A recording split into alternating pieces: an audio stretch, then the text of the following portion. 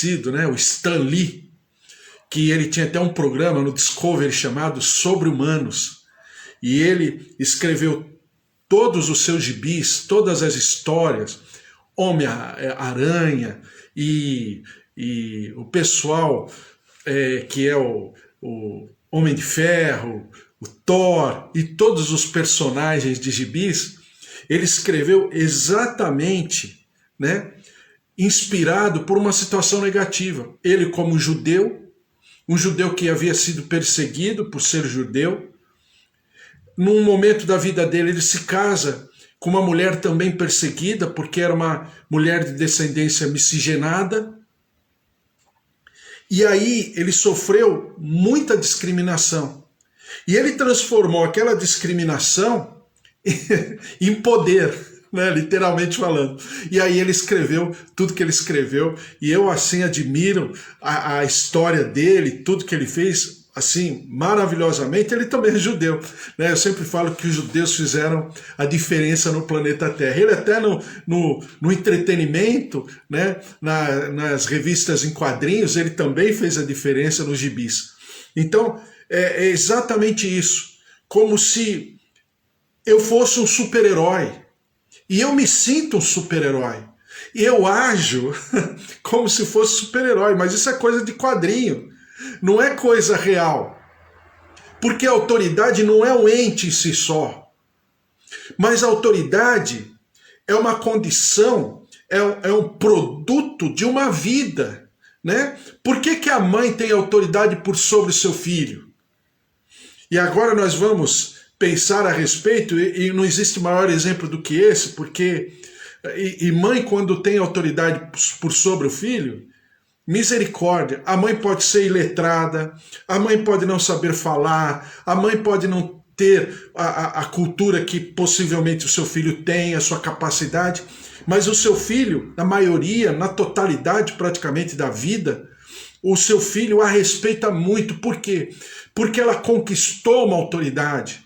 E eu sempre falo isso, né? A autoridade, ela não vem pela conquista, mas ela vem pela renúncia. E a autoridade no reino dos céus, ela não vem pela conquista, ela vem pela renúncia. Então, na religião, na maioria das vezes, as pessoas são reconhecidas porque conquistaram tal coisa, tal isso, tal aquilo. Isso pode ser no mundo. Isso se chama meritocracia. Isso pode ser um conceito do cotidiano da sociedade. No reino dos céus não tem nada a ver.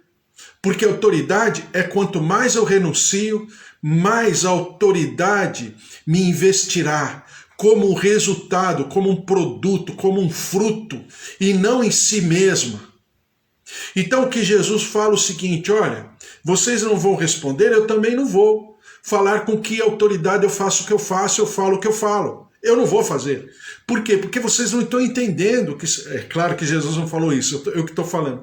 Mas porque vocês não estão entendendo nem mesmo o que significa autoridade. E aí ele vem com essa passagem dos dois filhos, né? O primeiro, o pai fala, vai fazer, vai até a vinha. E o filho não vai. O filho fala que vai, mas não vai. O segundo filho, ele fala assim, vá trabalhar na vinha.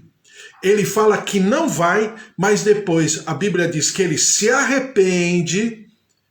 Olha a lógica aí espiritual. Ele se arrepende e vai.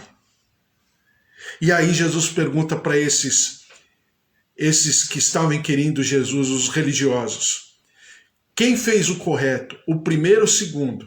Eles falaram, lógico, o segundo. Depois ele diz assim, em verdade vos digo. Em verdade vos digo significa amém. Ou seja, isso aqui é uma escritura. Ele tinha autoridade para falar no nome, através da escritura. E se fosse necessário, criar uma escritura. Lógico que Jesus não cria. O que Jesus está fazendo aqui é tão somente revisitar a lei de Moisés. E diz assim, em verdade vos digo que publicanos e meretrizes, e meretrizes vos precedem no reino de Deus. Por quê? Em Mateus capítulo 9, versículo 10, diz assim, e sucedeu que estando ele em casa, à mesa, muitos publicanos e pecadores vieram e tomaram lugares com Jesus e seus discípulos. Ora, vendo isto, os fariseus perguntavam aos discípulos: por que come o vosso mestre com os publicanos e pecadores? Mas Jesus, ouvindo, disse: os sãos não precisam de médico, e sim os doentes. Ide, porém, e aprendei o que significa misericórdia quero, e não holocaustos, pois não vim chamar justos, e sim pecadores ao arrependimento. Então, já havia de muito tempo já os religiosos atrás de Jesus exatamente pela prática de Jesus, como Jesus agia, porque no conceito deles, o simples se aproximar de um pecador, de um publicano, lembra que eu falei para você, publicano era tão odiado pelo judeu, porque publicano, ele era uma pessoa vendida à coroa romana, né? Porque era cobrador de impostos. Então, era uma pessoa assim que a própria família não aceitava o publicano. Mas o publicano, por causa do dinheiro, por causa da riqueza, do poder que aquele dinheiro estava trazendo, lógico que o publicano passava por cima de tudo. Então o publicano sabia que era um pecador. Um publicano não entrava no templo. Um publicano não entrava na sinagoga. Era uma pessoa malquista. Era uma pessoa que não vivia na sociedade comum, normal. E também as prostitutas, os pecadores, os leprosos, os aleijados, os cegos, todos eles eram considerados malditos. E a Bíblia diz que Jesus vinha exatamente para essas pessoas. Por quê? É por isso que Jesus se relaciona mais com os miseráveis, com os pobres, com os enfermos, ou seja, com os malditos, do que com os sãos. Por quê? Porque Jesus fazia distinção? Não. É porque essas pessoas já estavam numa vala, já estavam num buraco tão grande, num poço tão profundo, que eram pessoas verdadeiras, porque não tinha como não ser verdadeiro. Uma prostituta, todo mundo sabia quem era a prostituta. Não tinha como ela se esconder. Por isso que eu sempre falo que Jesus se relaciona melhor com um pecador, olha só, um pecador íntegro, do que com um piedoso hipócrita. Um fariseu hipócrita, um religioso hipócrita, um sacerdote hipócrita. Porque o pecador íntegro é o pecador que fala que é pecador. O que o Senhor quer não é gente santinha, porque não existe gente santinha. Quem somos nós nessa passagem, nessa parábola dos dois filhos? Somos aquele que dizemos sim ou somos aqueles que dizemos não? Somos aqueles que dizemos sim e não vamos? Ou somos aqueles que dizemos não e vamos? Eu diria para você de uma maneira geral, nós somos aqueles que na maioria das vezes dizemos sim, porque queremos fazer, porque queremos ser bons, porque a intenção é boa, mas na maioria das vezes nós não fazemos. Aquilo que nós falamos, nós não fazemos. Então, Mateus 5,37, seja porém a tua palavra sim, sim, não, não. O que disto passar vem do maligno. Há um propósito, há um sentimento. Eu quero fazer, mas na minha maturidade, eu não reúno capacidade, eu não reúno força em mim mesmo para fazer. Então, dentro dessa parábola, na maioria das vezes, nós somos o primeiro filho. Eu quero. É igual fazer regime. Eu vou fazer. É igual fazer jejum. Eu vou fazer. É igual ler a palavra todos os dias. Eu vou ler. É igual orar a todo momento. Eu vou orar. É igual ler a palavra, enfim, fazer uma série de coisas. Tanto é que eu fico aqui todos os dias às 10 horas, exatamente para isso. Eu vou ler todos os dias, então eu vou ler. Isso exige de mim um amadurecimento, exige de mim uma postura séria, ao mesmo tempo serena, ao mesmo tempo capaz de se manifestar. Por quê? Porque não é fácil. Nós somos pessoas falíveis, pessoas frágeis, pessoas que a cada dia nós amanhecemos com um problema, com uma dificuldade. Basta o dia acontecer para nós pensarmos e refletirmos e acharmos que é bom a gente até ficar na cama. Mas do outro lado, quando eu me proponho a viver exatamente aquilo para o qual eu existo, então eu estou transformando essa palavra em verdade na minha vida. E Jesus está aqui falando para os fariseus, para os religiosos, para os chefes das sinagogas, para os chefes dos sacerdotes, como diz a palavra. Ele está falando que não adiantava nada a prática, ou melhor dizendo, as palavras, sem uma prática real, uma prática que estivesse enraizada no meu coração, ou na nossa vida, no nosso interior, no nosso cotidiano. Então o que Jesus está falando aqui é sobre uma prática diária. Por quê? E é aquilo que eu estava conversando, e alguns de vocês sabem que a gente conversa a respeito. É exatamente o ambiente, né? Eu criar um ambiente, ter um lugar ali, eu vou todos os dias e acho que estou praticando o evangelho. Não, ali é um modelo. Praticar o evangelho é meu dia a dia, é a minha casa, é a minha família, é o meu cotidiano, é o meu trabalho, é naquilo que eu estou todos os dias, a todo momento. Aí que está o problema. Porque é fácil lá. Principalmente quando eu sou investido de alguma autoridade. Isso é muito fácil. Mas no cotidiano, no dia a dia, puxa vida, nem sempre.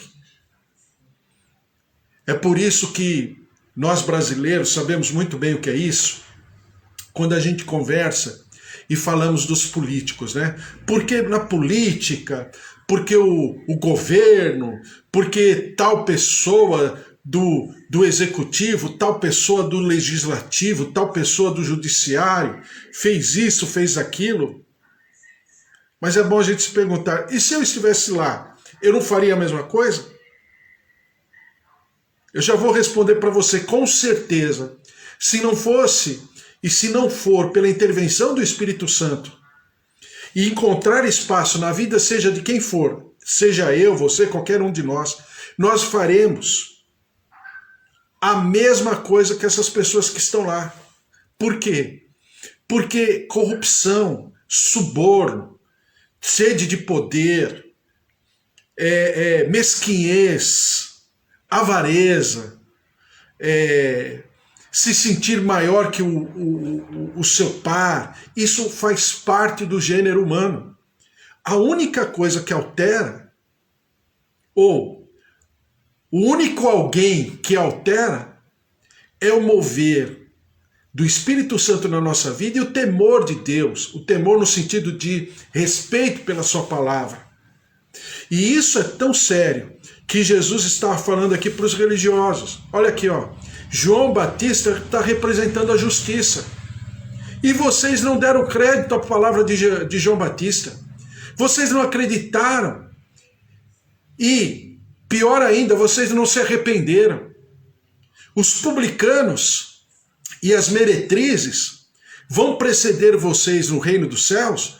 Por quê? Porque foram pessoas que disseram não, mas que no decorrer da vida se arrependeram. E o reino dos céus está mais favorável a quem se arrepende do que pura e simplesmente àqueles que entendem ou falam de uma palavra, mas não vivem a palavra. Aqueles que não vivem a palavra, mas se arrependem por causa da palavra, estão muito mais constituídos, habilitados para viverem o reino do que esses aqui. Então eu vim para os doentes. Primeiro, arrependimento. Segundo, andar pelo caminho da justiça. Justiça na palavra é sinônimo de palavra. Justiça e palavra. Por quê? Porque a palavra, ela é Eu sempre falo que no hebraico tem um termo, um conceito que chama chamar. Por quê? SH, transliterado, né? SHAMA, chamar. Por quê? Porque é quando eu ouço a palavra e para o hebraico, para a cultura judaica, bíblica, ouvir é fazer. Então chamar é tanto ouvir como fazer. Então chamar é um processo. Não é apenas a pessoa escutar, ela ouvir, ela assimilar, absorver e praticar aquilo que ela ouviu. E o que Jesus está nos convidando a pensar é a ouvirmos e a fazermos aquilo que ele propõe na sua palavra. A palavra do Senhor diz em Tiago 1:22 o seguinte: tornai-vos, pois, praticantes da palavra e não somente ouvintes, enganando-vos a vós mesmos, porque se alguém é ouvinte da palavra e não praticante, assemelha-se ao homem que contempla no espelho o seu rosto natural, pois a si mesmo se contempla e se retira, e para logo se esquece de como era a sua aparência. Então o que Tiago está falando é que a gente tem que ter uma palavra, um evangelho proativo. É o evangelho que passa, né, que transpõe as muralhas do conhecimento, do entendimento, da absorção racional e passa para uma manifestação cotidiana, contínua, permanente. E isso é obra do Espírito Santo. Não tem como eu e você fazermos de uma maneira automática, natural. Não. Eu preciso trabalhar, eu preciso buscar, eu preciso me esmerar, em nome de Jesus. Certo? Glória a Deus. Então vamos orar, colocar tudo isso diante do Senhor, porque é o grande desafio da religião. E a religião em si mesma não tem como. É por isso que apenas praticar na palavra de Deus, Jesus não. Mas é o praticar como resultado. A fé sem obras, ela é vazia. Mas as obras sem fé também é vazia. Por quê? Eu preciso praticar como resultado. E não praticar em si mesmo, pela prática da prática. Não. Mas eu preciso praticar como resultado. Ou seja, ser o próprio evangelho. O evangelho está tão introjetado na minha vida, enxertado na minha vida, que eu começo a viver o evangelho. E evangelho não é apenas pregar Jesus Cristo, mas é viver toda a palavra. E isso é uma prática que precisa de um agente externo. Desculpe, um agente externo é o Espírito Santo de Deus. Amém? Porque é Ele quem convence da justiça, do pecado, do juízo. É Ele quem nos ensina, é Ele quem nos exorta e é Ele quem nos preenche. É Ele que na sua plenitude em nós faz completa diferença em nome de Jesus. Amém? Glória a Deus. Vamos